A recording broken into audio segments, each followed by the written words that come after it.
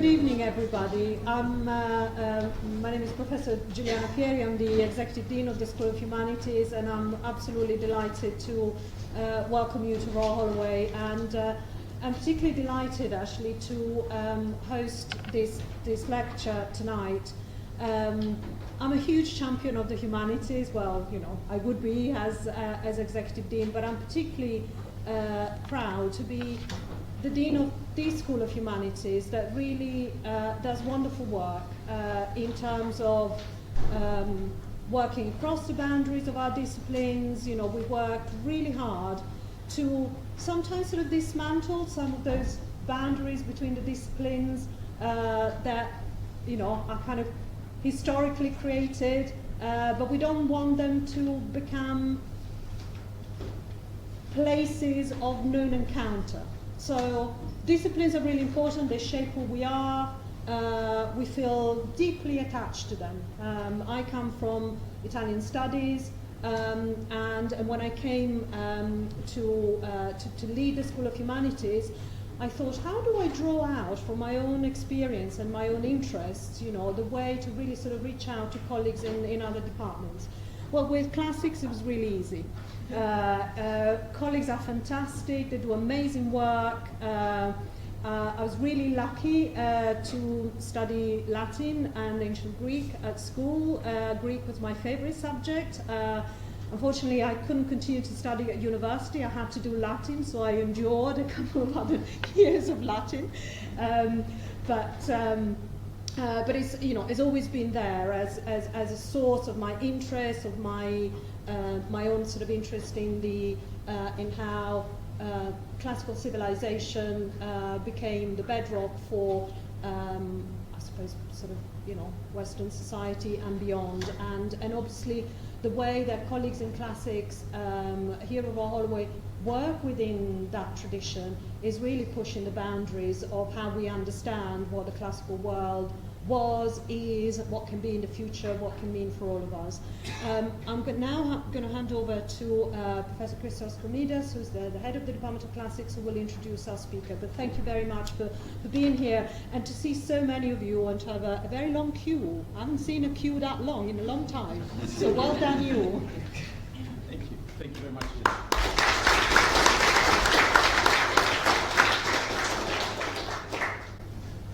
Dear distinguished guests, friends, colleagues, it gives me great pleasure to welcome you all to Royal Holloway and to Founders Lecture Theatre for this year's Dabis lecture. I'm delighted to see so many alumni and alumnae. Welcome back to your alma mater. Welcome back to Royal Holloway. Thank you to colleagues from the School of Humanities and from other schools and departments across college. It's an honor for us. Thank you for joining us for this celebration, this Dabis lecture. Coming together makes us all feel that we are part of a community of scholars. No matter what the discipline or your expertise, we're all part of a community of scholars here at Royal Holloway. A big thank you also to our students who take out time out of their busy schedule. It's exam time after all, and have joined us, and a lot of them are helping out with practical issues tonight. Before I introduce our Dabis lecturer shortly, I would like to just say a few words about this lady, Therese Dabis, after whom our lecture is named. Therese Dabis was the first classics lecturer at Royal Holloway from 1887 to 1899. According to her obituary by Eleanor Sidgwick, principal of Newnham College, she was born in 1853 in Germany on the island of Rügen in the north. She lost both her parents and was raised by her aunt and uncle. After training as a teacher, she came to the UK to become a governess, and then, after a brief stint back in Germany, returned to study classics at Newnham College, Cambridge. Despite not knowing Latin, Greek, or maths, she managed to achieve a 2-2, which today wouldn't be so great, but in those days it was fantastic. She then went to Manchester High School for Girls, before coming down to Royal Holloway in 1887 as a lecturer in classics. That's Miss Dabis in her study in Founders, and a close-up. She would have taught here in Founders Lecture Theatre, where we're all gathered this evening. Matilda Bishop, the first principal of Royal Holloway, had the following to say about Miss Dabis. Everything that went on in college, social or academic, enlisted her hearty sympathy, and wherever possible, her active cooperation. Outside the lecture room, she spent herself in the service of the college. She was a true scholar, a great teacher. Her unique personality and her high standard of duty in work and in her relation with her pupils and the college generally, combined with the loving sympathy which she gave to all who needed it, made her a force in the lives of a large number of students. She was described by another Royal Holloway colleague as the humanest of those who expound the humanities. What a description. And she's also said to have donated classics books, classics texts to the library of the college in those early days. Sadly, chronic illness forced Miss Dabis to give up her job at Royal Holloway in 1899. She returned to Germany and died in Bonn 7 years later, in 1906. 118 years later, we honor her memory and celebrate her contribution to our discipline of classics and to the life of our college. The values she embraced and embodied still inspire Davis's successors in the classics department. I believe that these are values that inspire all of us who serve as teachers in higher education and the humanities in particular. The pursuit of research, the committed scholarship, passionate teaching, last but not least, empathy, or to use the expression of Matilda Bishop, loving sympathy that can make a massive difference in student lives. Tonight's Dabis lecture is an opportunity for us all to come together as a community and reflect on a topical issue.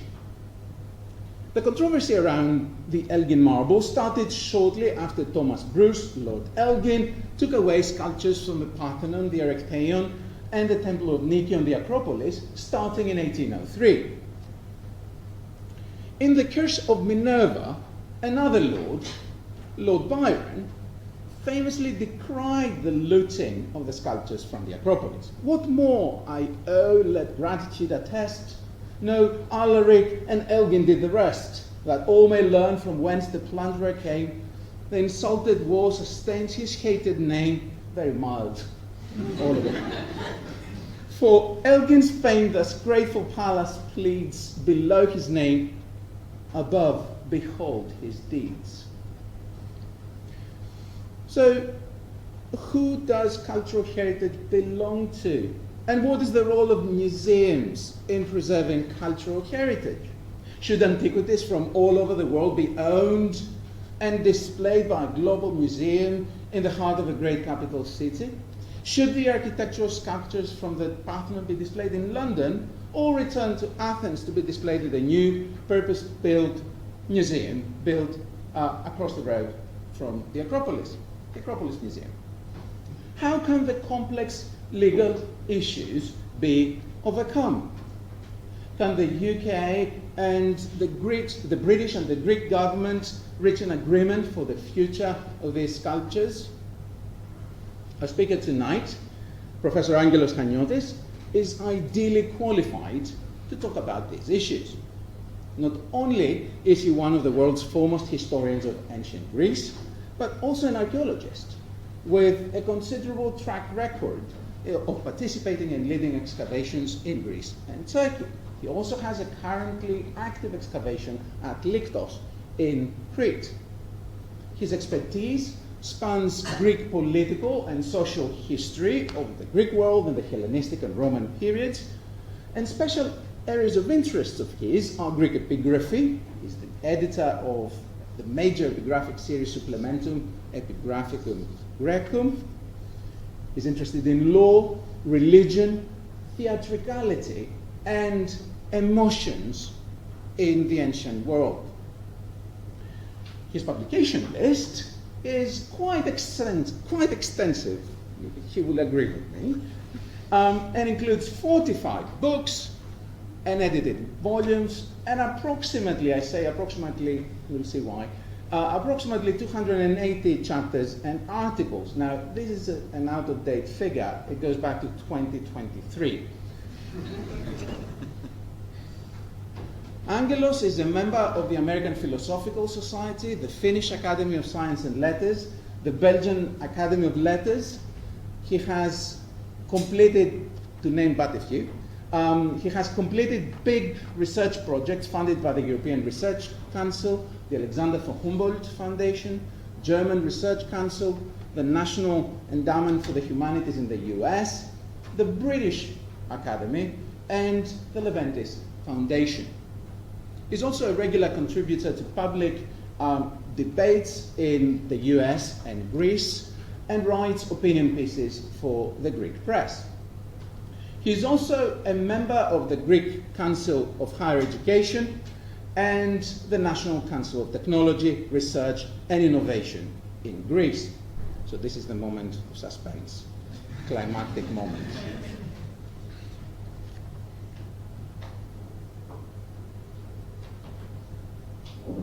Yeah, well, that's great. You see?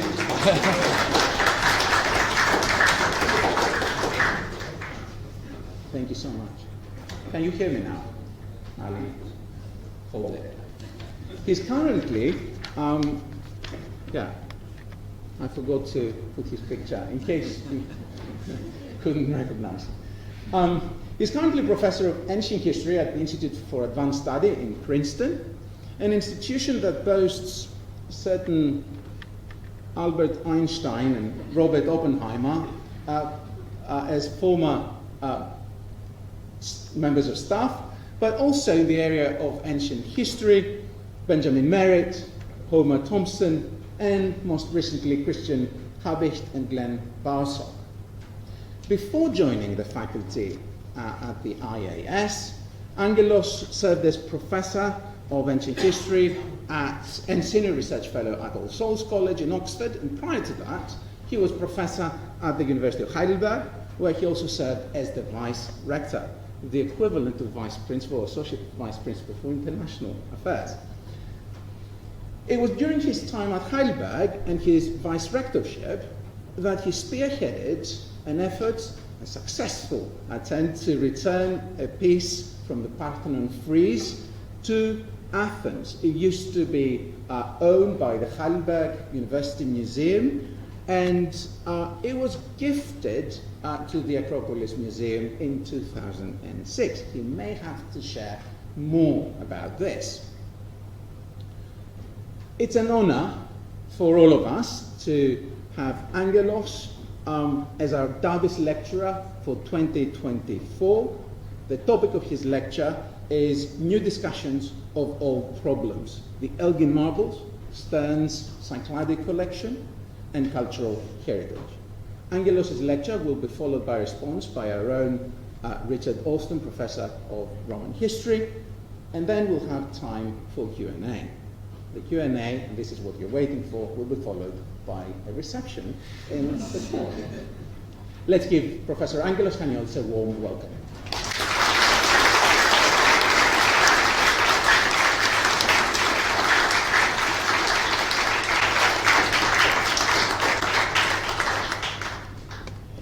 Thank you, Christos, for this very generous introduction, and thank you also for inviting me.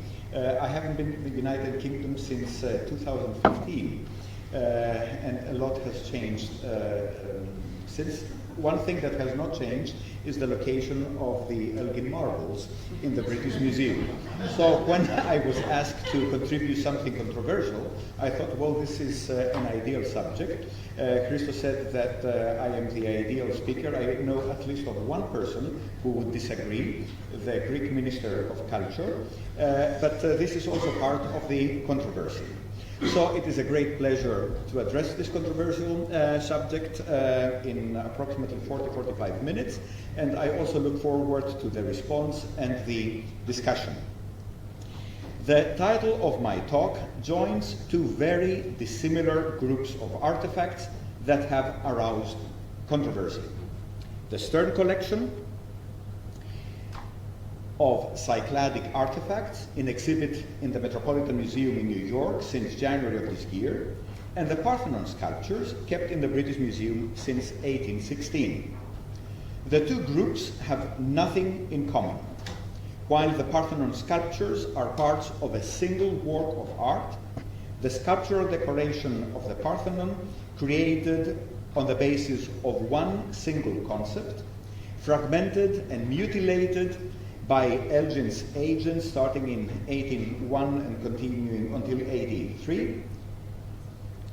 The Stern collection is a heterogeneous assemblage of 161 objects of different provenances. Actually, we do not know the provenance, we only suspect some, and belonging to different chronological periods, ranging from approximately 4000 BC to the end of the 3rd millennium. The authenticity of many of them is disputed. When the supply of looters of Cycladic cemeteries could not satisfy the demand of collectors, then skilled forgers stepped in. Two of them were inhabitants of Ios, and both of them shared my name. It's Angelos Chaniotis, 1883 to 1953, was active in the second decade of the 20th century, and the painter John Craxton, this is the correct slide, and the painter John Craxton met another forger in 1947, the shepherd Angelos Chaniotis, to whom many archaeologists attribute the famous harpist in the Metropolitan Museum. There is a sign in the Metropolitan Museum that acknowledges the fact that actually the academic community thinks that this is a forgery, but accompanied by the text, we believe that it is authentic. Well, we do have a drawing by Chaniotis before this object came into the market, and so we can be certain that he is the maker of this artifact.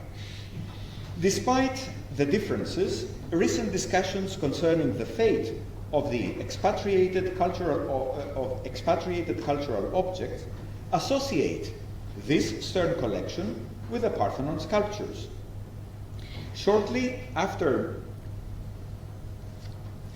the agreement, Matthew Taylor suggested that this might be a model for the reunification of the Parthenon sculptures. Daniel Weiss, president and CEO of the Metropolitan Museum of New York, explicitly called the agreement concerning the display of the Stern collection in his museum a model to be followed for the Parthenon sculptures. And the curator of the Metropolitan Museum exhibition, Sean Hemingway, praised these agreements, I quote, as an exciting new model for repatriation. More importantly, Prime Minister Mitsotakis alluded to the possibilities that this agreement opened for the Parthenon sculptures. I quote, this is what he said at the opening of the exhibition in this January in New York. Others are watching and wondering what else is possible. I speak, of course, of the Parthenon sculptures. But before we celebrate the beginning of a new era in the management of expatriated antiquities, let us have a close look at the background, the content, and the consequences of these agreements. A lot of people who write about them have not read them. For the background, we need to move back in time and look at two seemingly unrelated incidents that occurred in New York just a few months before the signing of these agreements. In December 2021, the New York billionaire Michael Steinhardt was forced to surrender his entire collection of antiquities acquired illegally in order to avoid charges. In the words of New York's District Attorney Cyrus Vance Jr., I quote, "For decades, Michael Steinhardt displayed a rapacious appetite for plundered artifacts without concern for the legality of his actions, the legitimacy of the pieces he bought and sold, or the previous cultural damage he wrought across the globe." A few months later, in May 2022, another New York billionaire, all three of them are connected, all three of them were members of the trustees of the New York University, all three of them have donated buildings to NYU, so they know each other. Shelby White saw parts of her collection being confiscated, among them a bronze statue of Lucius Verus, now returned to the Antalya Museum where you can see it. After these two confiscations, a third New York billionaire, Leonard Stern, suddenly felt the need to ask the Metropolitan Museum whether it would be willing to acquire his collection, a need that he had not felt in the 50 years he has been accumulating Cycladic artifacts. In great haste, in June 2022, an institute was founded in Delaware, which is a known tax paradise. The aim of this non-for-profit organization, the Hellenic Ancient Culture Institute, in the future I will just call it Institute, is to carry out, I quote, "the charitable and educational purposes and activities of the Museum of Cycladic Art of the Nikolaos P. Goulandris Foundation in Athens." I open a parenthesis. The entire collection of the Goulandris Museum consists of looted antiquities. I close the parenthesis. Its board consists of a son and an employee of Leonard Stern and a member of the Goulandris family. On July 21st, 2022, 3 agreements were signed in the same day. While with the first agreement between Stern and the Institute, Stern contributed his rights and interest in the collection, including the right of possession to the Institute, under the condition that the Institute enters into an agreement with the Metropolitan Museum for the display of the collection. So the Metropolitan Museum refused initially to take the collection. It agreed to take it after the foundation of the Institute because this created a new legitimate provenance. On the same day, both the exhibition agreement between the Institute and the Met and an agreement between the Institute, the Met, the Cycladic Museum, the Goulandris Museum, and the Greek Ministry of Culture were signed. Let's see what they contain. In accordance with the agreements, only 15 out of the 161 objects of the collection were displayed in the Cycladic Museum for 1 year, from November 1st, 2022 to October 31st, 2023. They are now, together with the rest of the collection, in the Met, where they will stay for 10 years. Then, for a period of 15 years, starting in 2034, parts of the collection will be transferred to Greece to be displayed at the Museum of Cycladic Art and or any such other museum in Greece. There will be 3 deliveries of 15 objects each in 2034, 2039, and 2044, so 45 objects in total. It's time the 15 works removed from the Met will be replaced under the responsibility of the Institute with an equal number of pieces of Cycladic art from Greece of equal significance and beauty as the works of the collection. They will be displayed at the Met until December 31, 2048. I'm not sure whether I will be alive that far to see what happens. The agreement with the Greek ministry states further, I quote, "The Met will be obliged to display in the same installation where the collection is displayed antiquities of Cycladic civilization from the collections of the Cycladic Museum and or other museums of Greece. that the Greek state will be obliged to send to the Met by way of loan. These antiquities will be selected by the Ministry in consultation with the Cycladic Museum, considering inter alia, and if possible, the types of antiquities that are not already represented in the collection will be of equivalent value and significance as the antiquities sent to display at the Cycladic Museum, as per previous paragraph, will be approved by the Cycladic Museum and the Met and will be sent to the Met on loan. This tit-for-tat agreement begs three questions. First, and I really do not have an answer for that. How does one determine equal significance and beauty, and more importantly, equivalent value and significance of two archaeological objects? Does one ask, for instance, an antiquities dealer in Basel, what is the current price of Cycladic figurines per square centimeter? Second, why should public museums of Greece provide exhibits in exchange for works that will not be displayed in these museums, but in a private museum of Cycladic art whose collections exclusively consist of looted antiquities? And thirdly, why is it not guaranteed that the Cycladic works will be really repatriated, that is, returned to the Cyclades? What happens after? We're now in 2048, okay? What happens after 2048? The agreements provide for two options. Either the Greek state will agree with the Met to loan the whole collection for a period of no longer than 25 years, so we reach the year 2073, or the remaining objects will be shipped to Greece in exchange for 122 pieces of Cycladic art of equal significance and beauty to be given to the Metropolitan Museum for 25 years, again until 2073. The exhibition in Athens was given the title Homecoming, Cycladic Treasures on the Return Journey. Odysseus' homecoming to Ithaca lasted for 10 years. The Stern collection will need between 25 years and half a century to see the light of the Cyclades. More questions arise when we read the agreement between the Institute, Met, the Cycladic Museum, and the Greek Ministry of Culture.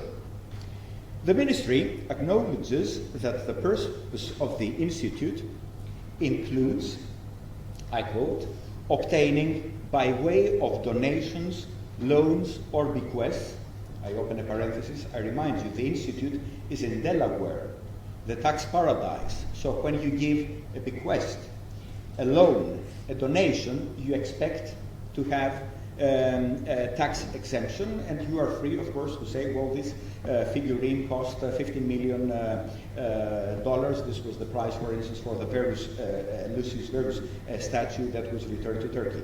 So by way of donations, loans, or bequests, ownership and or possession of works of art, objects and monuments from Greece, I'll get back to this word, dating back to the period from prehistoric times to the Middle Ages, and seeing to their safekeeping, study, and conservation of antiquities, being entitled to transfer them to the Cycladic Museum or other museums in Greece under decisions adopted by its board of directors in accordance with the laws of the Hellenic Republic on cultural heritage. What are the consequences of this permission given by the ministry? Hypothetically, an owner of antiquities acquired illicitly can donate their collection to a non-for-profit organization, receive tax deduction for the donation, while the looted antiquities are washed clean. And why is the Institute only entitled to and not obliged to repatriate these antiquities? Thirdly, and this is what I find more scandalous, the text refers to works of art, objects, and monuments from Greece. There's the rub. Collectors are very often given wrong provenances by the people who sell antiquities in order to cover the traces. For instance, a 4th century BC bronze calyx crater with silver inlay decoration in the collection of Selby White was believed for some time to come from northern Macedonia, the country whose president now refuses to use this name, although it is now certain that it came from Sevasti near Pydna. Such misinformation fakes cultural history, creating the impression of manufacture and trade in a region that was backwater in the 4th century. Now, when a collector donates to the Institute a red figure vase, or a stele with a funerary banquet, or a stele with a Thracian rider, claiming that it is from Greece, there is no way to tell whether this stele, for instance, which is in the antiquities market, was really found in Greece and not in North Macedonia, in Bulgaria, in Romania, or in Turkey, where you find stelae of this type en masse. So this agreement opens the gates of hell for the creation of fake cultural histories and affects not only the cultural heritage of Greece, but of all neighboring countries. The Greek state approved by law the Institute's right to possession of the collection, while Greek patrimony law provides that the Greek state is the sole owner of the collection. Notice here the distinction made by possession and ownership. One is in the possession of an object whose sole owner is somebody else, either through theft or by means of a loan. And indeed, the wall adjacent to the collection informs the visitor that the objects are a loan of Cycladic art to the Met. But these objects became a loan ex post by virtue of these agreements. So what were they before they became a loan in June 2022? In an article in The Art, Gabriella Angeletti states that at the opening of the Met display, the Greek Minister of Culture emphasized that there is no evidence that the artifacts were illegally excavated or acquired. The minister, however, said something completely different. What she said is, none of the 161 antiquities has ever been recorded as stolen, and there is also no evidence or any indicative information about when and how they were discovered and exported from Greek territory, or about their route and fate until they reached New York. As the American would say, duh, hello. Well, what do you expect? It is in the nature of looted antiquities that we do not have information about the provenance and the route from the looter to an antiquities dealer and supplied with documentation of previous ownership to a collector. We simply don't know that. This is why they are looted antiquities. If we knew their exact provenance, their owner will be in prison and the object will be confiscated. Legal excavations in Greece are conducted only with the permission of the Archaeological Service, and the finds do not end up in private collections. Never. As a matter of fact, one of the statuettes of the Stern collection has been identified as an object sold by the antiquities dealer Gianfranco Becchina, convicted in Italy for art trafficking. Now I come to the second part. As already mentioned, these agreements have been called as a model to be followed for the Parthenon sculptures. But how can the Stern collection ever serve as a repatriation model, not for the Parthenon marbles, but for any marbles or for any expatriated antiquities? Should, for instance, I'm making scenarios now, should a group of horsemen, not the entire collection, as you have seen, only parts are being returned to Greece, should a group of 2 horsemen from the Parthenon frieze in the British Museum be displayed for 10 years in the Acropolis Museum in exchange for the display of the charioteer of Delphi or the jockey of Artemisia, because they have to be objects of equal significance, beauty, and value, together with the rest of the Parthenon sculptures? This is neither repatriation nor reunification of a fragmented work of art, but perpetuation of the destruction of a building and the mutilation of its cultural decoration. So if the Stern collection is a model to be avoided, what should one do with regard to the Parthenon sculptures? In February 1816, a select committee of the House of Commons investigated whether Lord Elgin had acquired Parthenon sculptures legally and whether the government should purchase them. Based on Elgin's claims that his actions had been authorized by the Sultan with an edict, a firman, in July 1801, the committee cleared Elgin of allegations that he had acquired the marbles illegally. In June of the same year, the Parliament approved of the purchase of the sculptures with a vote of 80 in favor and 32 against the purchase. The fragments that were to be known as Elgin marbles were purchased for the amount of £35,000. This decision was not uncontroversial. A few years earlier, in 1811, Lord Byron denounced Elgin's actions in his poem, The Curse of Minerva. You have already heard some of the verses. It's a very long poem. So he presents Athena addressing the Britons, first of the mighty, foremost of the free, now honored less by all and least by me. Escaped from the ravage of the Turk and Goth, thy country sends a spoiler worse than both. Lord Elgin's legal arguments on the one side and Lord Byron's verses on the other side represent two opposing approaches that characterize the controversy over the Elgin marbles from the very beginning. The one highlights the question of legality. The second highlights cultural values. Little has changed in the course of 200 years, including the location of the Parthenon marbles in the British Museum. The legal claim has a long history, bringing no progress to the matter. As early as 1835, just a few years after the creation of an independent Greek state, the Greek kingdom officially requested the return of the sculptures. More attempts followed, sporadically and unsuccessfully, until Melina Mercouri's undeniable contribution, which was to revive the interest on the subject in 1983 and to start a systematic campaign to influence public opinion.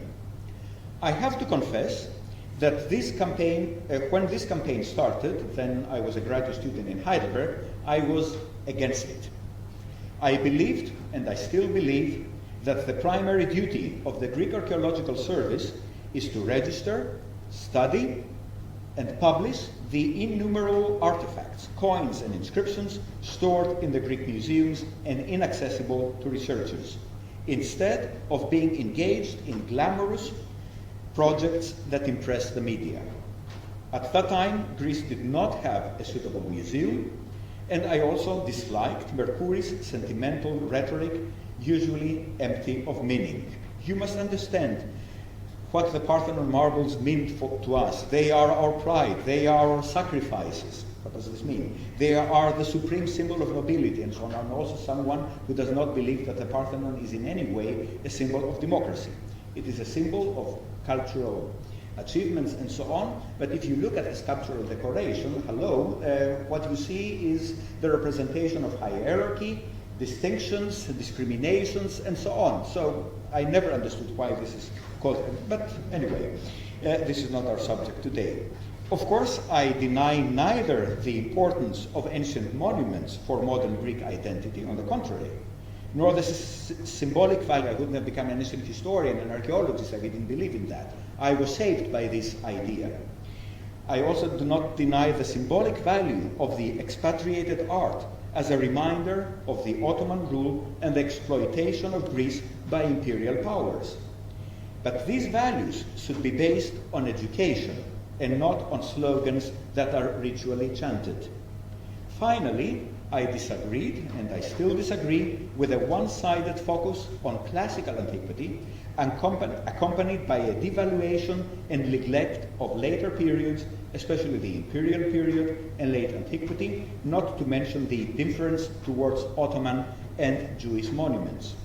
A clear demonstration of this attitude is not only the complete destruction of post-classical monuments on the Acropolis, but also the removal of the unique antiquities of the late Roman period for the construction of a subway station in Thessaloniki.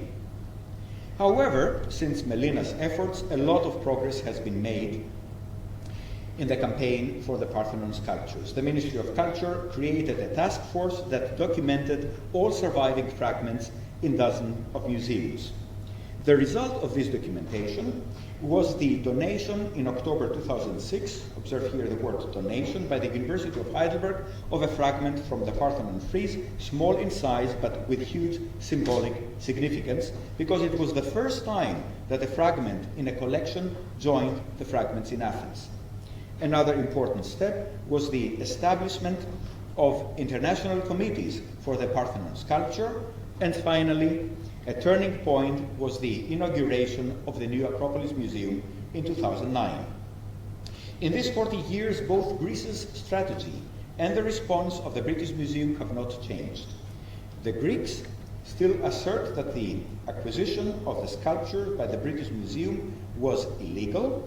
As the sculptures belong to Greece, their return is a national claim. Therefore, this is a dispute between two states, and that the sculptures must be returned to their country. Of course, by doing so, the British Museum would publicly admit that for 2 centuries it had them in its possession illegally. The British side responds by claiming that the Elgin marbles were acquired legally, they belong to the United Kingdom, and that their display in the British Museum allows visitors from around the world to admire them in connection with the artistic production of other cultures. Let me examine these arguments more closely, and first the question of legal ownership. As ambassador to Constantinople in 1801, Elgin received in his own words a firman. The original document was never seen by anyone, and despite detailed research in the archives of the Ottoman Empire, no trace of this document has been found. What Elgin's agents presented to the Turkish authorities in Athens was only an Italian translation of the alleged original Turkish document. The document in Italian permitted Elgin's agents to make drawings and casts of the sculptures. They could also take some pieces of stone with inscriptions and figures, al portar via quel che pezzi di pietra con iscrizioni e figure. When the Italian translation was translated back into Turkish, some pieces became any pieces, and the bribes secured the acquiescence of local Ottoman authorities. Thus, Elgin's agents forcibly removed about half of the surviving sculptures. It was more than looting, it was the violent removal of the sculptures from the building. Some sculptures fell and were completely destroyed in the process. So even if Elgin had a firman and did not commit theft, there is no doubt that his actions resulted in the dismemberment of a monument and therefore the intentional destruction of its integrity. The Parthenon sculptures were not made by Phidias and his workshop as movable works of art, as statues and reliefs meant to travel. They were made exclusively for this building. Elgin's undeniable crime is not the theft. His crime is the destruction of the integrity of a work of art. The Greek government has never followed the path of a legal claim, and rightly so. The legal scholar Katerina Titi has recently published a brilliant book examining, among other things, the possibility of dispute settlement according to international law, mainly because according to international law, architectural members belong to the building and therefore to its location. But to follow the path of legal claims entails risks. The removal of the sculptures in 1801 and their transfer to the British Museum by an Act of Parliament in 1816 took place at a time when there was neither international nor national legislation for the protection of antiquities. A Greek state did not exist, and if theft was indeed committed, one might sophistically argue that the victim of the theft was the Ottoman Empire. Greek legislation was enacted in 1834, and international rules were first formulated in 1874.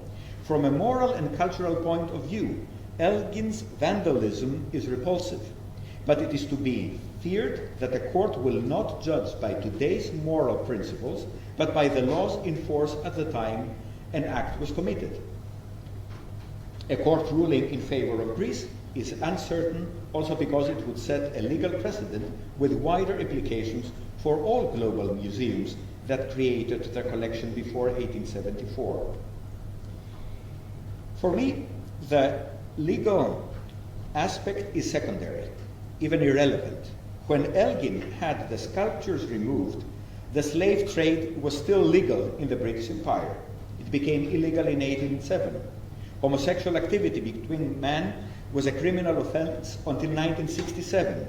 We cannot take decisions about a prominently cultural matter based on the legal framework that existed 200 years ago. Let us assume for a moment that Elgin's actions were legal and that the British Museum is the legal owner of the Parthenon sculptures on the basis of legal acts of 1816. Does this justify the perpetuation of the dismemberment of a monument? Legal standards change and moral and cultural values develop. There is something called progress. Can we ignore it? And more importantly, can we simply ignore the experiences that have shaped the values not of Elgin's world, but our world? Let me explain. We have experienced the horror of the destruction of the Buddha statues in Bamiyan in March 2001, the looting of the Baghdad Museum in 2003, the destructions of the monuments of Palmyra in 2015. Such appalling experiences of the destruction of monuments have increased the awareness of the importance of the cultural heritage of countries, not only for these countries, but for the entire world. So regardless of what was or was not legal in 1801 and 1816, the fate of the Parthenon Parthenon marbles is primarily, in my view, a cultural issue, and it's to this argument that I will now finally turn. The British Museum opposition to the reunification of the monuments has no substantive, moral, or scientific basis. The British Museum may claim that Elgin saved the sculptures by removing them. We cannot base a serious discussion on contrafactual history and what might have happened to the sculptures if they had remained in Greece in a period in which a war of independence was fought and our air pollution advanced. What is certain is that if they have stayed in Greece, they would have been spared the restoration methods of the early 20th century. The argument of the British Museum that Greece did not have a suitable location for the display was only valid until 2009. The new museum, in visual contact with the Parthenon, but also in the proximity of the art that the sculptures inspired, is not only a good museum, it is a much better museum than the British Museum. The only argument of the trustees of the British Museum, as one reads on its website, is this. The trustees of the British Museum believe that there is a great public benefit to seeing the sculptures within the context of the world collection of the British Museum in order to deepen our understanding of the significance within world cultural history. This is an argument used by the great universal museums to defend their collections. It is an argument also used by David Abulafia in defense of keeping the Rosetta Stone, the Benin bronzes, and the Parthenon sculptures in the British Museum. I quote, "Confining all Benin bronzes to museums in a single country denies the millions of people who see them in London, Berlin, and elsewhere the opportunity to learn about the accomplishment of early African cultures. Ultimately, objects of such exceptional cultural importance belong to all mankind, and they need to be located where they are accessible to everyone." So the mankind needs to go to London. Global museums, such as the British Museum, the Ashmolean, the Louvre, the Metropolitan Museum, the Art Institute in Chicago, and many others, differ from national and local museums in that they do not primarily showcase local art and local cultural heritage. They are the children of two dissimilar but related parents, the Enlightenment and colonialism. They are cultural siblings of the French Encyclopédie. Their service to education is enormous, not only in the past but also today. And while the further acquisition of exhibits should be scrutinized and allowed only in exceptional cases, their collections that they acquired before the introduction of international standards for the protection of antiquities should, I think, be, as a rule, protected. I stress the phrase "as a rule," and rules allow for exceptions. What is exceptional in the case of the Parthenon sculptures or the Benin bronzes that were looted in 1897 is that they They are very different from the Rosetta Stone or the altar of Pergamon or the head of Nefertiti in Berlin. The Parthenon sculptures and the Benin bronzes did not first become known after the discovery in excavations, as for instance Venus of Milo, after their acquisition by museums, without having any prior symbolic significance for the country of origin. On the contrary, the Parthenon and its sculptural decoration have always been the visible, described, and admired monument of ancient Greece. Jacques Carré produced 55 drawings in 1674, 13 years before the explosion of Morosini's bomb. Casts were made already in the late 18th century. Elgin was interested in these sculptures because they were known. This is what made the Parthenon sculptures not just a symbol of Greek culture, but part of the world's cultural heritage, not in our days, but before, and not after they were taken by Elgin. The second difference from other exhibits in universal museums is that the Elgin marbles are architectural sculpture. They are not the same as the Venus of Milo or the Victory of Samothrace. The exceptional case of the Parthenon sculptures is that they are one single work of art that, according to international law, is integral part of the building. The fragments that are scattered in London, Paris, Vienna, Munich, Würzburg, and Copenhagen can easily be reunited. What about the argument that viewing the sculptures of Phidias alongside the sculptures of, for instance, Easter Island or ancient Egypt take precedence over the integrity of a work of art? Let us imagine for a moment that a symphony of Tchaikovsky, lost since his youth, is discovered somewhere in Russia. After all, lost compositions by Mozart and Bach have emerged in the last few years. The Tchaikovsky manuscript is then taken apart and sold to various collectors. And let us further imagine that one of them, in possession of 2/3 of the first movement and a few pages from the second and third, prefers to perform his fragments with ethnic music from Scotland, Nepal, and the Aborigines of Australia, instead of allowing a performance of the entire composition. The British Museum is arguing precisely in this absurd way. There remains one more argument. After 200 years in non-Greek collections, fragments of the Parthenon sculptures are claimed to be part of the cultural heritage of the countries that currently possess them. This is the argument, I will not read this for reasons of time, made both by the British Museum and by the collection in Munich, that they are part of the cultural heritage of Great Britain because they have been in Great Britain for 200 years. They are part of the cultural heritage of Bavaria because they are in Bavaria for the last 200 years. Clearly, such arguments have no value in the face of the possibility of finally restoring a mutilated monument of world cultural heritage. More importantly, the heritage and the history that they seek to preserve is the heritage of exploitation by colonial powers. The claim that art should primarily be displayed in universal museums because they are located in the important urban centers of the Western world is disturbing. It reveals the view that London, Paris, Berlin, or New York, undeniably major centers and tourist attractions, are first-tier cultural centers and should remain so forever, thus condemning Greece, Turkey, Nigeria, Cambodia, Egypt, or any other place from which monuments have been looted to forever remain backwater. And I wonder how long will this death rattle of colonial spirit last? So why does the British Museum persist in this stance? Apart from the remnants of colonial mentality and the preservation of imperial illusions, the main reason, whether admitted or not, is simple. If the British Museum were to hand over the Parthenon sculptures in a way that would create any suspicion that it possessed them illegally, it would set a precedent that would call into question the legitimacy of its collection. Unfortunately, statements by the Greek government do not help solve this problem.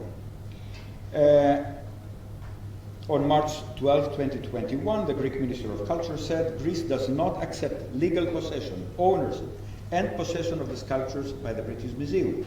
And Prime Minister Mitsotakis recent interview with the BBC, the one that caused the childish response by the Prime Minister of this country, reads as such. This is not a question of returning artifacts whose ownership we question. We feel that these sculptures belonged to Greece and that they were essentially stolen. But this is not, in my mind, an ownership question. Well, we just said that they were stolen. This is a reunification argument. Where can we best appreciate what is essentially one monument? It's as if I told you that you would cut the Mona Lisa in half and you would have half of it in the Louvre and half of it in the British Museum. Do you think that the viewers would appreciate the beauty of the painting in such a way? Well, this is exactly what happened with the Parthenon sculptures, and that is why we keep lobbying for a deal that would essentially be a partnership between Greece and the British Museum, and would allow us to return the sculptures to Greece and have people appreciating them in their original setting. On the one hand, Mitsotakis repeats that Elgin marbles were stolen. On the other hand, he said in an interview in September 2019 that he would request them as a loan, the first time that a Greek Prime Minister opened this possibility. When you see someone stealing your wallet, you don't try to borrow money from him. A loan unavoidably implies ownership. In the same BBC interview, he spoke first and correctly of reunification, but then of return. I will skip something for reasons of time, and I will come to my view what needs to be done. First, the Greek side should promote the uniqueness of the case of the Parthenon sculptures, and it can justifiably do so. It is easier for the British to reconsider the stance if they know that this is a unique case that will not open the floodgates for all major museums. Second, one needs to redefine the dispute from a dispute between a state and a museum, or between two governments, to a matter of cooperation between two museums, the Acropolis Museum and the British Museum. Thirdly, the matter should be assigned to experts. It is clear that every Greek government would like to triumph over success, and every opposition would like to criticize the government for an oversight. In order to avoid this, the Greek Parliament should appoint, with increased majority to ensure cross-party support, a committee of experts, archaeologists, specialists of cultural heritage, lawyers, and so on, who will discuss a possible solution with the British Museum. And fourthly, efforts should be intensified to have other museums donate their Parthenon fragments to the Acropolis Museum, following the example of Heidelberg. Palermo and the Vatican. If the British Museum is isolated, the pressure for a change in its attitude will increase. This is how the Benin bronzes started returning to Nigeria, because some museums made the start and then all of a sudden other museums followed. Finally, the only morally acceptable solution, in my view, is donation. Not exchange, not loan, not gradual reunification, the Stern model, or conditional possession. It is the model applied in 2006 with the return of the piece of the Parthenon frieze from the University of Heidelberg, and more recently with the donation of 3 fragments from the Vatican to the Archbishop of Athens. He didn't even give them to the Acropolis Museum. He gave them as a pope to the Archbishop, and all of a sudden the Archbishop gave them to the Acropolis Museum. The act of donation, the unconditional and permanent transfer of the fragments to the Acropolis Museum, saves the British Museum from questions about the legality of their possession, does not create a precedent for other items in the museum's collection, and it re-establishes the prestige of the British Museum after its recent humiliation caused by the theft of nearly 2,000 objects. Only after the British Museum will have donated the sculptures to the Acropolis Museum can the Greek government enter into an agreement of cooperation for temporary exhibitions in the British Museum of artifacts from Greek regional museums. Cooperation after the donation is not a transaction. It is a long-term strategy for culture. I come to the end. Since I have spent almost 2 decades studying emotions in history, let me finish by mentioning the emotional dimension of this issue that is, in my view, a very strong component of the controversy. We see the clash of 2 strong emotions, fear and indignation. The British attitude is determined by the fear that the transfer of the fragments to the Acropolis Museum will open a can of worms, at least among some. Also, the further relic of the mighty British Empire will be lost. The Greek attitude is dominated by indignation for a perceived act of injustice. There is an easy way to overcome the clash of these two emotions. Actually, we see them also in the clash in the Near East right now, the fear of Israel and the indignation of the Palestinians. The easy way to overcome the clash of these two emotions is by enhancing a positive emotion, hope. The hope that the reunification of the Parthenon marbles will open perspectives for both sides.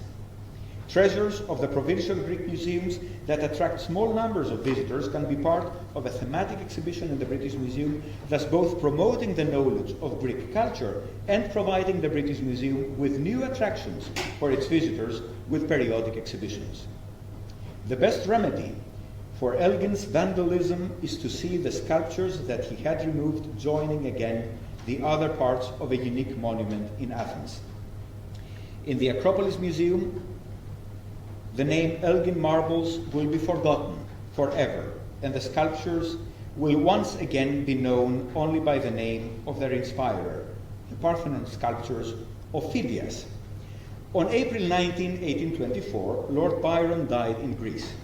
His work, his life, and his death made him an icon of Hellenism, and for this reason, the anniversary of his death this year is celebrated as the year of Hellenism, whose roots are not in the love of the Greeks. There is a lot to be hated about the Greeks, so the Philhellenes actually love Greek culture, not necessarily the Greeks. Philhellenes who gave their life for Greece included men from Great Britain, France, Austria, Denmark, and Bavaria. These are precisely the countries that still possess fragments of the Parthenon sculptures. What better way can these countries find to honor the memory of these men who jointly agreeing to the reunification of this unique monument? And then finally, Lord Elgin can find his rightful place in some footnote of history books. Thank you very much.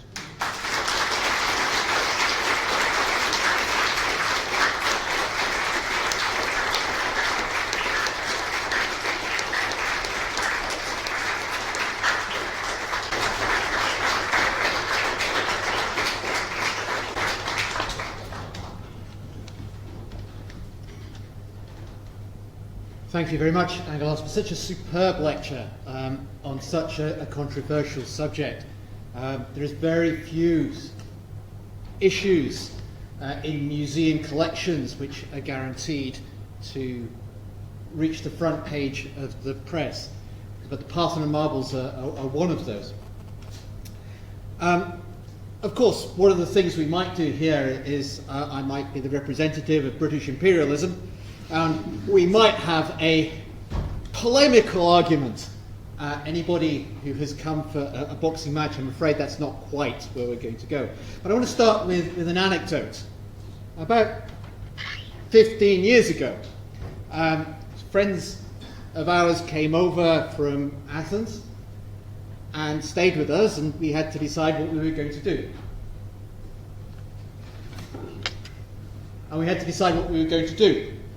And so we decided, obviously, we were going to take them to the British Museum, and we were going to show Aeris especially, because Nellie had already seen them, and we were going to show Aeris especially the Parthenon marbles. Because where else was he going to see them? And that is the key point. Resident of Athens, he wasn't going to see them until he came to London. So we took him to the British Museum, we took him to the shaded hall in which the Parthenon marbles are displayed, and then we took him to the very small gallery where the British Museum has its apology for having them. And Aeris went round all this, a cultured physicist, postdoc, etc. And at the end of that, he was utterly, utterly furious. He was very cross indeed. We had to take him out and give him pizza. What made him so cross? Not a notable nationalistic man, a lover of Greece, lover of his country, obviously. But what made him so cross? What was it that offended him? What made it so personal for him? And why is this argument so difficult? As Angelos has shown, this is an argument that has been going on now for over 2 centuries, with a general recognition that what Elgin did was not the best. I'm going to echo what Angelos has said here. I don't think this is a legal argument. It can't be a legal argument. Legal arguments are based upon issues of sovereignty and of property. But the very issue of sovereignty in a colonial situation is deeply problematic. Even if there is legal recognition of a regime, it does not make that regime truly legitimate. It doesn't give it legitimate rights over the place that it has conquered. Did the Ottoman authorities have the right to give away Athenian cultural heritage? Is it property that can just be distributed at a whim, or in a forged Italian document, potentially forged Italian document, I'm sorry. It's the same debate that we have around slavery and the compensation for slavery. The case for the compensation, giving compensation to the descendants of those enslaved in their millions, is not primarily a legal argument. It is a moral and ethical argument. If we treat it as a legal argument, we do what we did in the 19th century when slaves were freed, and we compensate the owners and ignore the enslaved. Cultural heritage is, of course, a common, global, human property. It's part of our commons. It's not a possession. And actually, that's an argument that is generally received, generally accepted. Copyright on works of art expires. And then it becomes part of our commonalities. Museums in this country and in many other countries are free and should be free. Education should be free. Yeah, I'm sitting in university, aren't I? Yeah, education should be free. Passionately believe education should be free, even though it's not. And it's not a nationalistic argument either.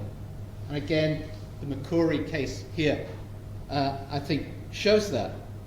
And the Parthenon marbles have, of course, become a symbol of Greek national identity, as the Parthenon itself has been used for nationalistic purposes in Greece. The argument is ethical, historical, and archaeological, as has been shown. Should we understand the marbles? Would we understand the marbles best in a very shady room in rainy London, or in a bright new museum in Athens? And it is a splendid museum for those who have not been. Should we understand the monument in its place, in its original space, or as close as we can get to it? It's also an argument that's caught up within historical and imperialist dynamics and the historical treatment of the Greek nation. I take the first 2 points as kind of proven. It's the third point I'd just like to talk about a little bit. Because this argument, this position that's taken on the monuments, is actually embedded in 19th century, 18th and 19th century arguments about culture, beauty, reason, and colonialism. Beauty is truth, truth, beauty, that is all you need to know. Well, actually, you probably need to know a little bit more than that. Because that takes beauty beyond politics, it takes beauty beyond national cultures, it takes beauty beyond regions.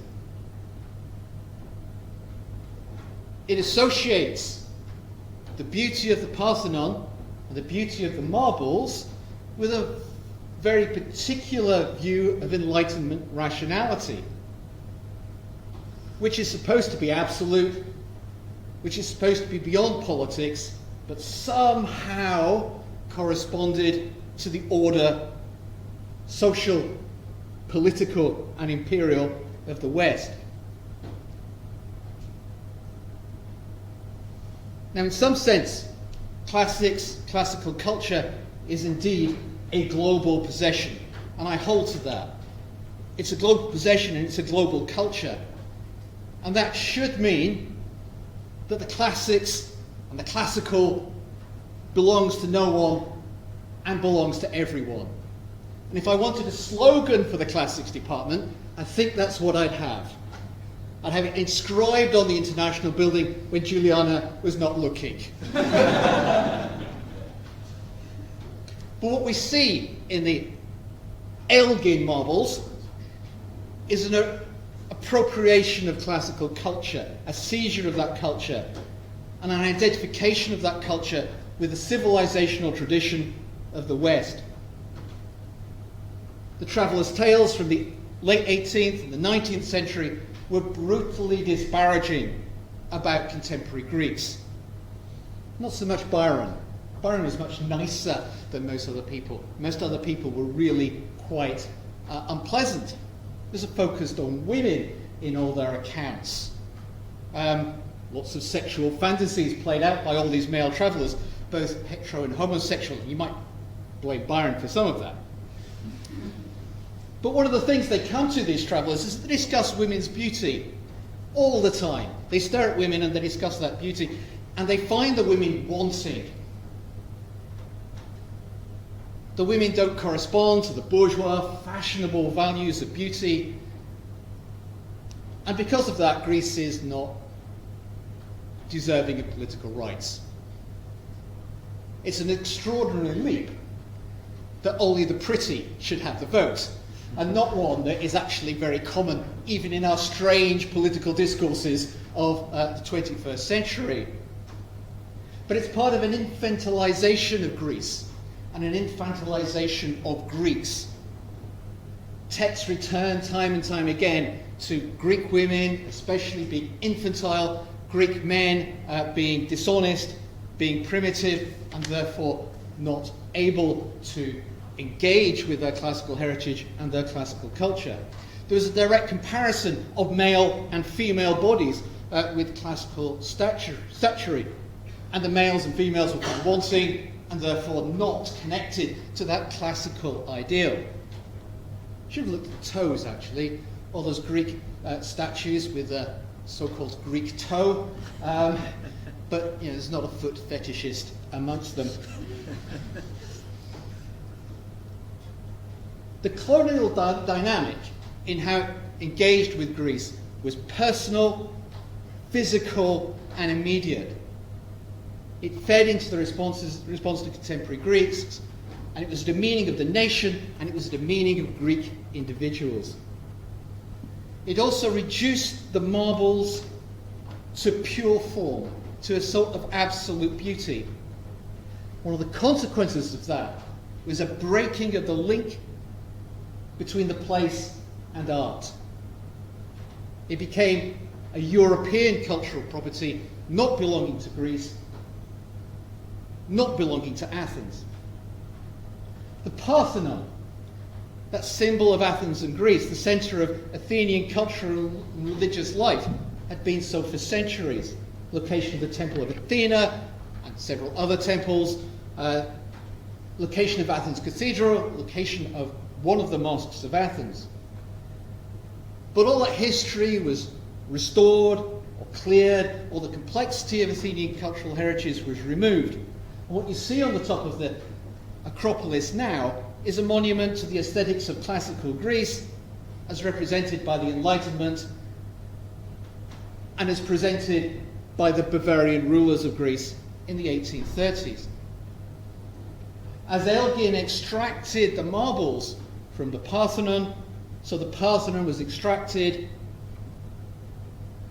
from Athens, from its history, and from its community. And you can see that in the kind of cleaned up representations of the Acropolis without people, without environment, from the 1780s onwards. That separation of the marbles, of the monument, from its heritage and from its city is an act of cultural vandalism. Irrespective of law, independent of law, they reflect a colonial dynamic. And their being in London is a monument to those colonial mentalities. And the defence of that arrangement is a defence of colonialism and its heritages. And that is why I fear, Angelos, you'll get nowhere for some time, because that is such a hot button issue in British politics, as the colonial imperial heritage is repeatedly defended and supported by our modern politicians. Global museums are great. It is great that we can see cultures from across the world in a single museum. But the Parthenon has, and the Parthenon marbles have a particular enmeshed history of colonialism, of imperialism, and of cultural damage. They are part of that building that is part of a place, that is part of a community. And if we ask ourselves straightforwardly, where should we display, experience, understand the Parthenon marbles? It's Athens. There is no doubt. It's almost impossible to come up with a good case for it not being Athens. For ethical, moral, historical, archaeological, and intellectual reasons, it has to be Athens. So I'm sorry not to disagree. But I want to thank you for such a thoughtful, responsive engagement with this issue, and the hope that eventually we will get somewhere. Thank you, Angelos.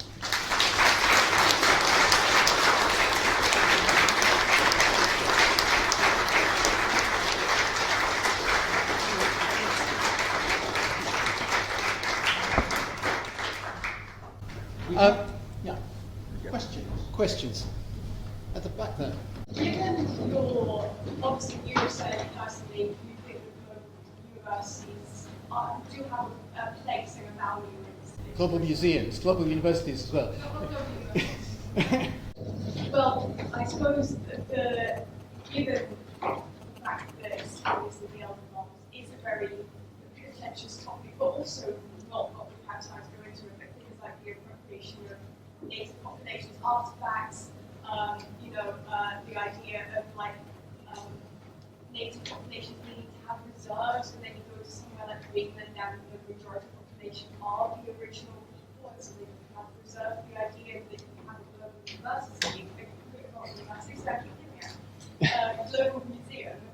Do you think that there's necessarily a place for that, given that we have things like, an endless stream of information through our phones? Is it necessary within the current context of the world that we live in, and to lots of people who grow up in?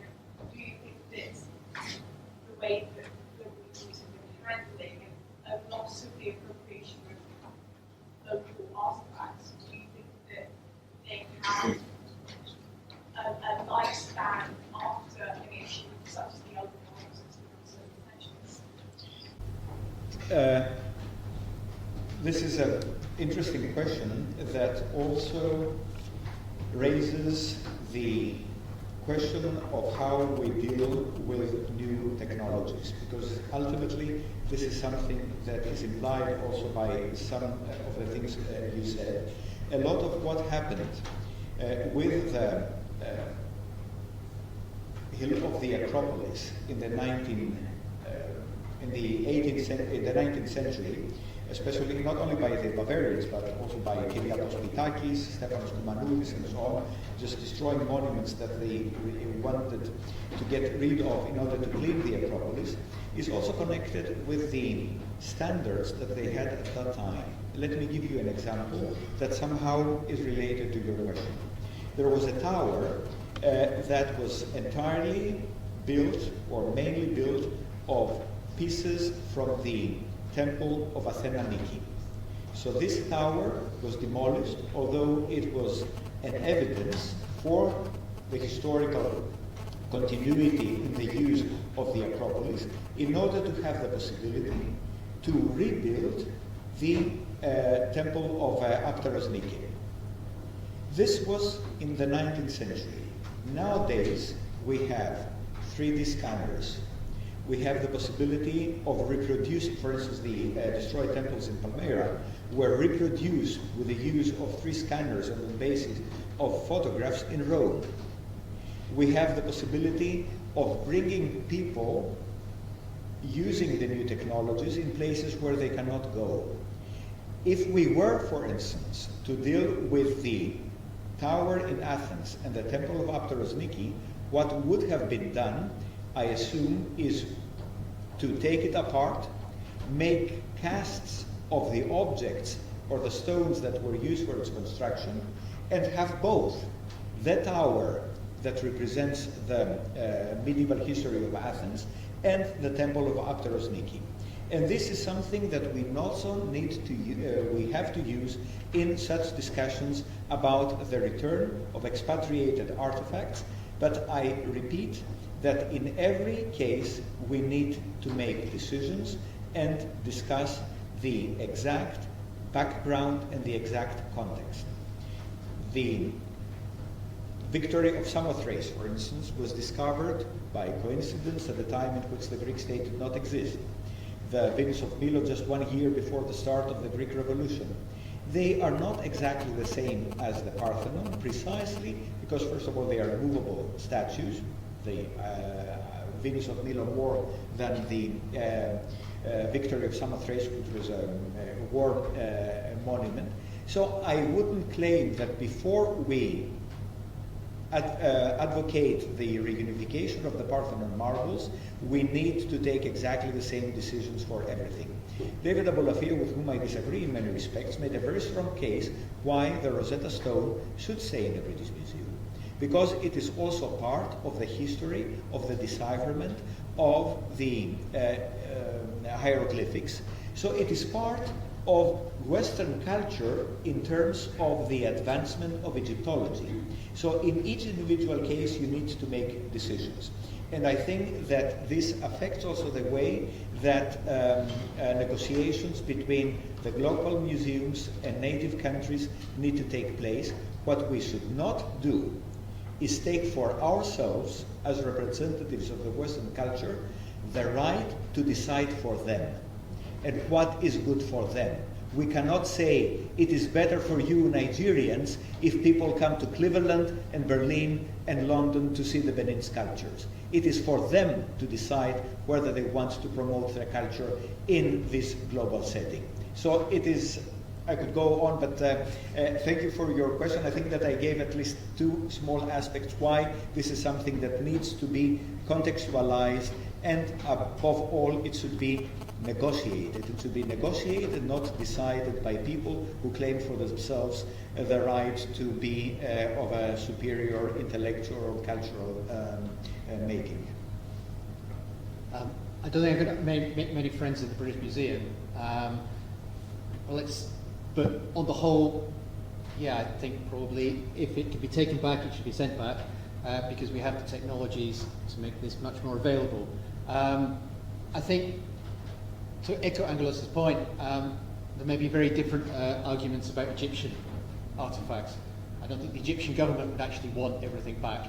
I don't think you can cope in various ways, but it also, the distribution of Egyptian artifacts performs a very different role culturally. Certainly different from the Parthenon marbles, but yeah, I'm not going to get the directorship of the British Museum anytime now, so yes! Let's go. Lady here. I just firstly thank you for your lecture. And I completely agree with your argument. I think the question I have is how you justify this being treated as a unique case. I think some of the things you talked about, kind of the marble stolen as an act of violence, I think that's an argument for quite a few things. You talk about the colonial and imperial influences. I think there are other objects and artifacts that will probably come into that category. So how would this not trigger a wider repatriation and return of objects? Unique does not necessarily mean not comparable with other. But what I want to say is that you do not treat this with the idea that what I do for the Parthenon sculpture is going to serve as a model for other things. There are many cases in which one can present very strong arguments that artifacts need to be returned to their country of origin. For instance, the Angkor temples and the items that have been removed from there precisely because, according to international law, sculptural decoration of an architecture is part of the building. They are inseparable. They belong together. So this is something that is comparable, for instance, to the Parthenon sculpture. In the case of the Benin, for instance, bronzes, this was really an act of war violence, the British army just taking them, and it was also an act of hypocrisy of the British Museum to say that it is actually the law that does not allow us to give artifacts as a loan or donate them and so on. The British Museum itself was selling Benin sculptures in the 60s, selling them. So, but I make the point that in each case you need to, perhaps not unique, but individual is the better word. Things need to be studied individually and without any preconceived ideas and without generalizations. And since we address the subject of global museums, actually I'm a friend of the global museums. One of the things that I always do when I visit London is visit the British Museum. I am happy that it exists, and I don't want to see it destroyed. But if such museums also change their attitude, I would also advocate that they are protected by the UNESCO as World Heritage Monuments because of what they have offered to the education of the world over the centuries.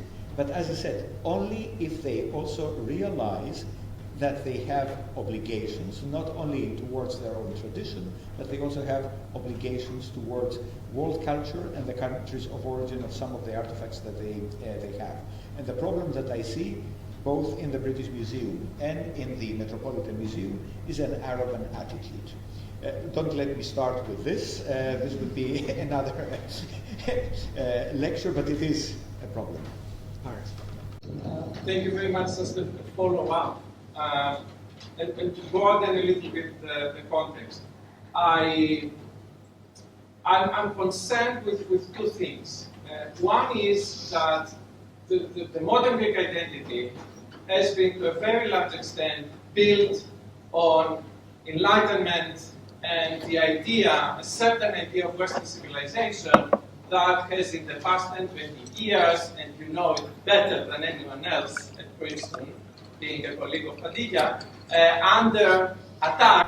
No, the institute is not part of the university. Okay, so neighbors, not colleagues. Neighbors, okay, not colleagues.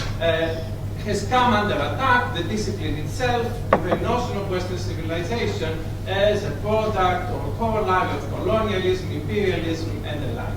And so it might seem that this is an intra-Western kind of quarrel that doesn't really speak, doesn't really reverberate to broader concerns or discourses that are in fact much more conducive to the Benin, actually, spoils rather than to the Parthenon. So it seems to me that because of the rhetoric used and because of what modern Greek culture and identity has historically been, this discussion has in 2021, because the world has moved elsewhere, become a little bit irrelevant or intra-Western.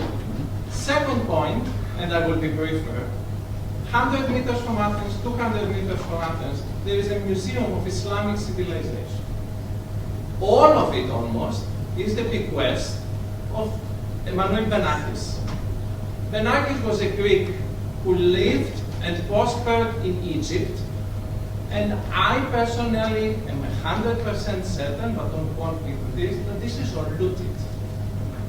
So 1919 to 1922, the Greek army advanced in Asia Minor, came back with antiquities, lost the war, won quite a few spoils. Now these were spoils of war, or spoils of colonialism, in which the Greeks were deeply and enthusiastically implicated.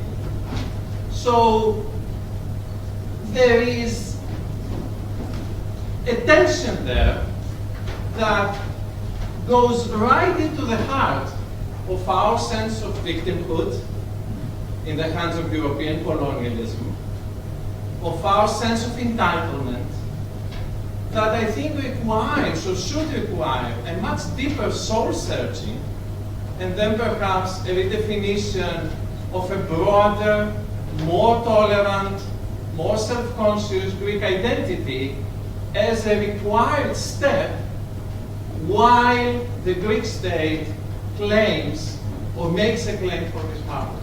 Yeah. So let's clear our house first before we welcome the marvels. First of all, I do not disagree at all with what you said at the end, and these are things that I have also written in some of my articles in order to be criticized as unsettling, a traitor, and so on and so forth. Look at, for instance, what happened in Thessaloniki, the destruction of the Jewish cemetery in order to build part of the University of Thessaloniki.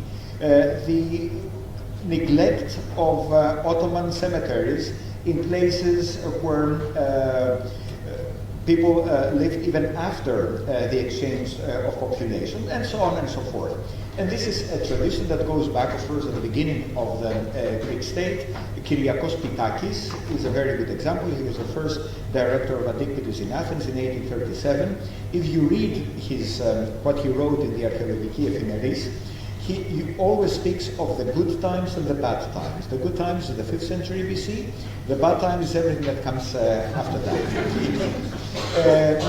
Koumanoudis was happy that the earliest surviving Byzantine church in Athens was burnt during a fire so that he would excavate the library of the building there. We have his comment, right? Thanks God it was destroyed by fire so that we can now, so of course this is what happened, and this is still in a part happening. When I was studying archaeology in Athens, there was the expression of Roman ures. Roman stuff, for instance, or whatever, looked later than, let's say, classical or Hellenistic. It is the lack of appreciation of our Roman past. You learn as a child to walk using a Latin word, strata strata, strata via. When we use an emotional word to describe the fact that we are Greeks, we say that we are Romans, Romanian, or Rossini, and so on. All this is ignored. It is ignored in education. It is ignored in the public discussion. The Roman Agora is just a collection of songs by Dabis, and so on. So this is part of the problem, and I couldn't agree more with you. But to be, we need to start also with the secondary education, because what happens in Greece is that we concentrate on research and so on. Secondary education in Greece is a disaster. And, well, we don't stand alone. It's a disaster, but this is a general. Now, to get back to your first question, because I did have a comment, can you just give this intra-west? Yes, precisely. No, again, I completely agree with you. What we would like, I'm also president of the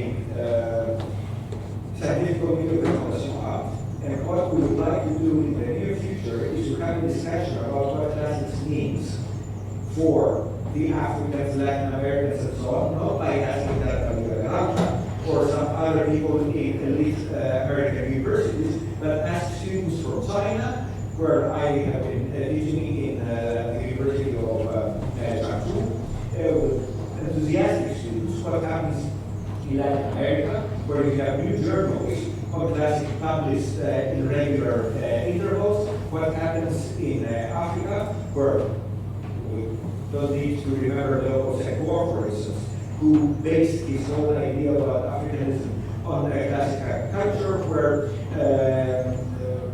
Greek tragedy and so on is being studied and received as sort of the reception of classical antiquity is as strong in this, in inverted commas, third world as it is, perhaps more as it is in the modern world. Also, you are right, this is a Western discussion that is triggered by political events of our times. And again, it shows exactly the same arrogant position of superiority. We know best what is good for you. We know, as classical scholars in the United States, in Christos or wherever, that slavery was a bad thing, and we should not use the word slave, but enslaved people, because if we change the word, we will change the history. Well, I disagree. I always use the word slave, because slave is a legal term, it is a historical term, and I don't need to change the word to understand that slavery is a worse institution invented by human mind. So these are, don't ask me to start on that, because it go on for hours, but it is part of the critical attitude toward classical studies, which is in part also based simply in ignorance of classical literature. Do you really want to include in classical studies women? Read papyri if you can. You can't. Your Greek doesn't is not good enough for that. Greek women's letters, read women's traditions. Are you interested in how slaves feel? Epictetus was a slave. There are gravestones by slaves written about their life. But of course, you need to know that inscriptions exist. And this is another problem of the fragmentation of classical scholarship in the modern world, that people who specialize in tragedy do not know that the Parthenon was built more or less the same time in which Sophocles was writing his Antigone, and you are a scholar of the and you don't know, for instance, that contemporary inscriptions as a good source for oratory as the rhetorical texts of contemporary oracles. I'll stop here because don't get me started. Let's do you know what's best for us all. And that is we should now go to